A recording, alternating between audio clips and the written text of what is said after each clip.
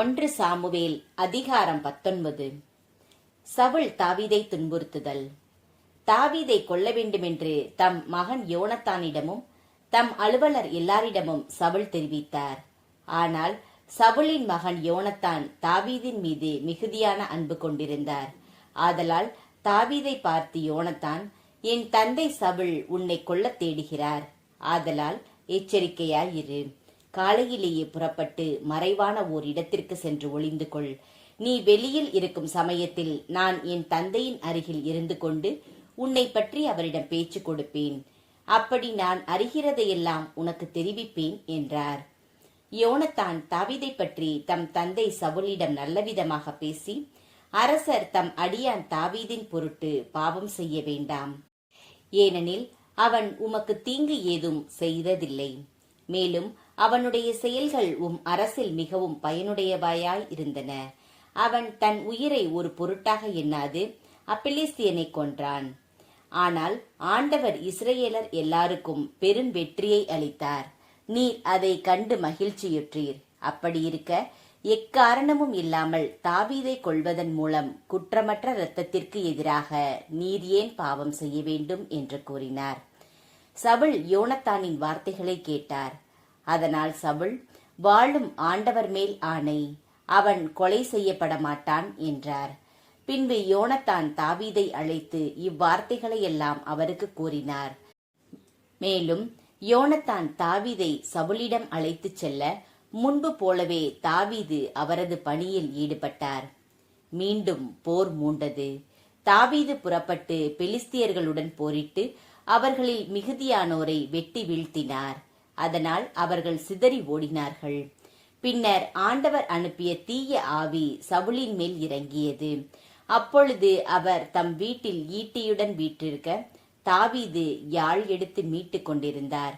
அப்பொழுது சவுல் தாவீதை ஈட்டியால் சுவரோடு சேர்த்து குத்த முயன்றார். ஆனால் சவுலின் குறியிலிருந்து விலகினதால் சவுலின் ஈட்டி சுவரில் பாய்ந்தது. அன்றிரவே தாவீது அங்கிருந்து தப்பியோடினார்.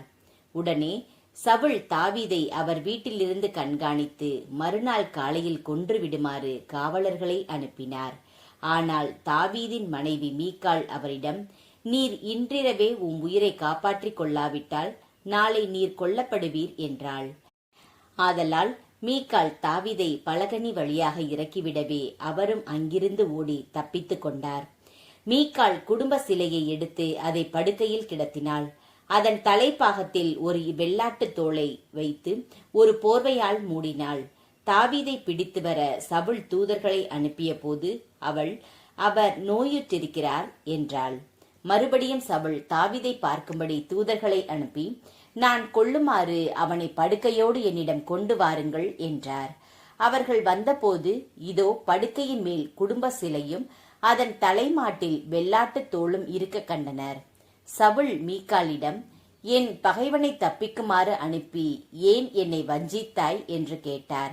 அதற்கு மீகாள் சவுலிடம், என்னை போகவிடு, இல்லையெனில் உன்னை கொன்று விடுவேன் என்று அவர் மிரட்டினார் என்று மறுமொழி கூறினாள். அப்பொழுது தாவீது அங்கிருந்து தப்பியோடி ராமாவில் இருந்த சாமுவேலிடம் வந்து சவுல் தமக்கு செய்தவை யாவற்றையும் அவரிடம் கூறினார். பின்னர் அவரும் சாமுவேலும் நாவோத்துக்கு சென்று தங்கினர். இதோ ராமாவில் உள்ள நாவோத்தில் தாவீது இருக்கிறார் என்று சவுலுக்கு தெரிவிக்கப்பட்டது. உடனே சவுல் தாவீதை பிடித்து வர ஆள்களை அனுப்பினார். அவர்கள் சென்றபோது இறைவாக்கினர் இறைவாக்குரைப்பதையும் சாமுவேல் அவர்களுக்கு தலைமை தாங்கி நிற்பதையும் கண்டனர். அத்துடன் சவுலின் ஆள்கள் மேலும் கடவுளின் ஆவி இறங்கி வரவே அவர்களும் இறைவாக்குரைத்தனர். சவுலுக்கு இது தெரிவிக்கப்பட்ட போது அவர் 3ஆம் முறையாக ஆள்களை அனுப்ப அவர்களும் இறைவாக்குரைத்தனர்.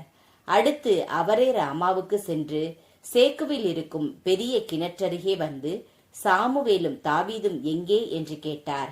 அதற்கு ஒருவன், இதோ ராமாவில் உள்ள நாவோத்தில் அவர்களை காணோம் என்றான்.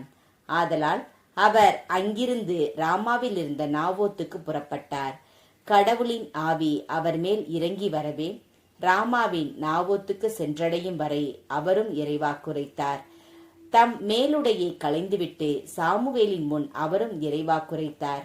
அன்று பகல் இரவு முழுவதும் ஆடை அணியாமல் விழுந்து கிடந்தார். அதனால்தான் சவுலும் இறைவாக்கினருள் ஒருவனோ என்று சொல் வழங்கலாயிற்று.